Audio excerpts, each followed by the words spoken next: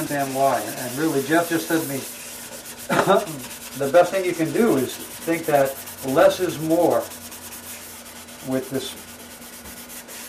EM6000. And once I really kind of got that concept down and got my technique and feel down for buffing, it really buffs out like it's nothing. It's used to be a longer process, much easier process, and very quickly, just as much as this is quick. Assuming you think this is quick, but it actually is compared to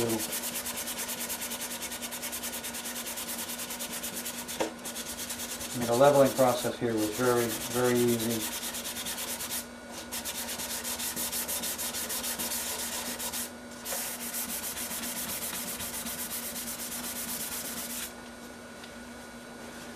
And just in this particular guitar, I had some issues.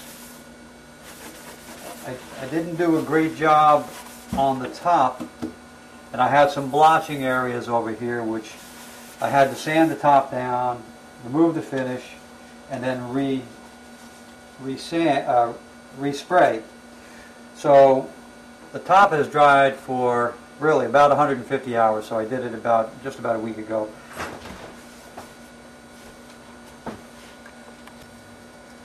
Okay, just had a brief interruption, but we're back, and I'm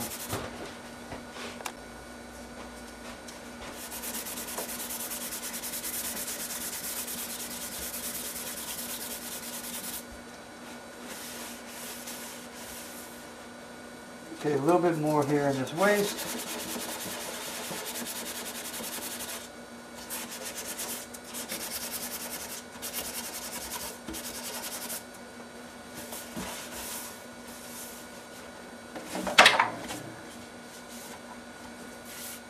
A couple little spots there.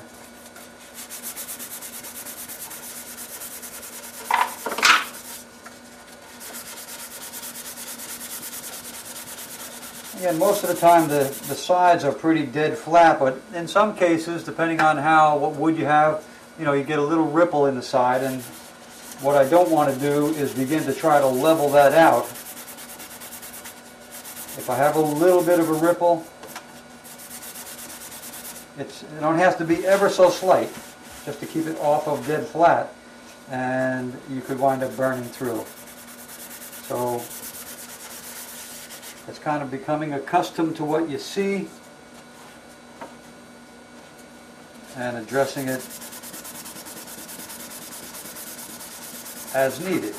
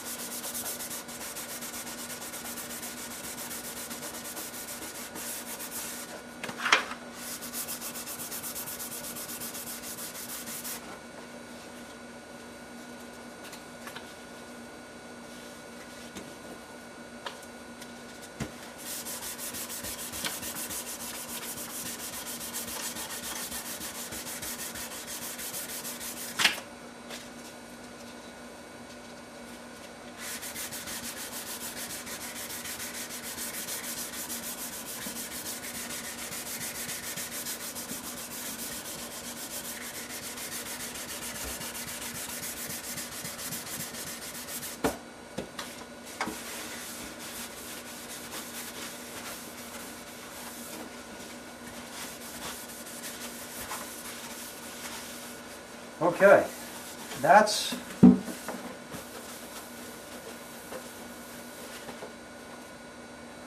phase one there with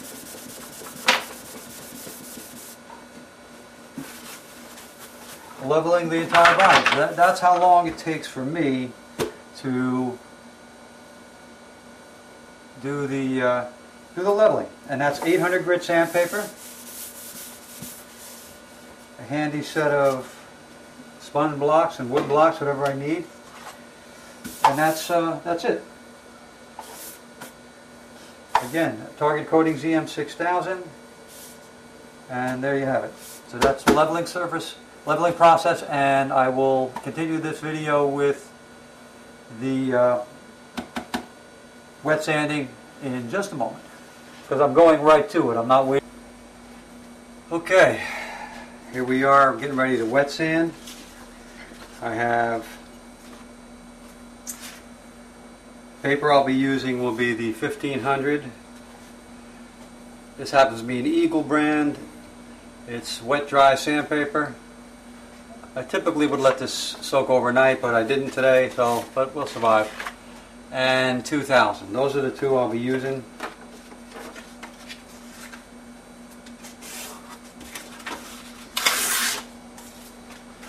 I have my water in a little dish here with really, I'm going to put in 1 drop of, and a drop is subjective, so I'm putting in, whoops, maybe it's a drop and a half of Murphy's oil soap as an additional lubricant. Works well for me, and that's why I tell you.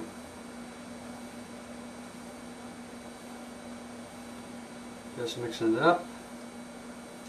I don't really need any suds, and it typically doesn't make any suds. Okay. 1500.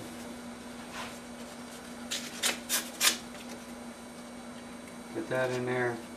I'll get both pieces in there.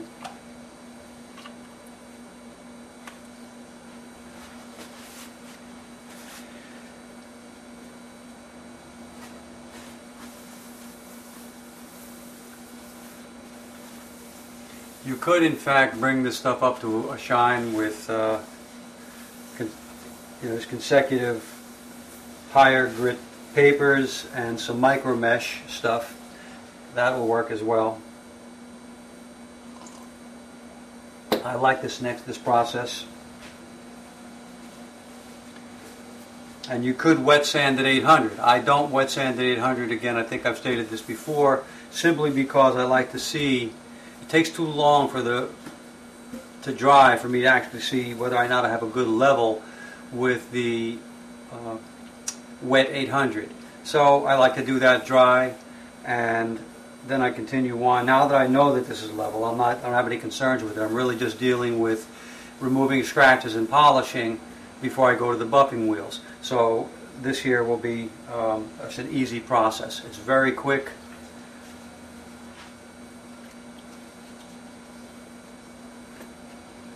And in this particular case, I'm using a piece of hard rubber. It's a 3M squeegee.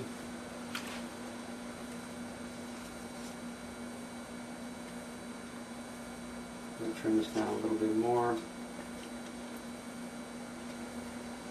Fit the paper a little better. And off I go. And again, I keep wiping the excess water off. But I don't really care if it's underneath this mat. I have several layers of some paper, so I may remove the mat, which I think I'm going to do anyway.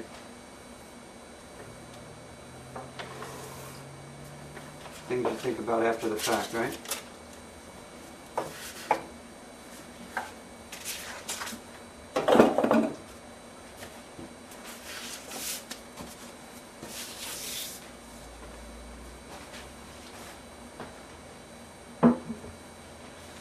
And I'll do a couple more clean sheets of paper.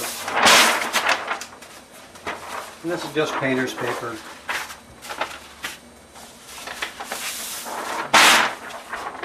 The good old Home Depot, I guess, or Lowe's, or any one of those box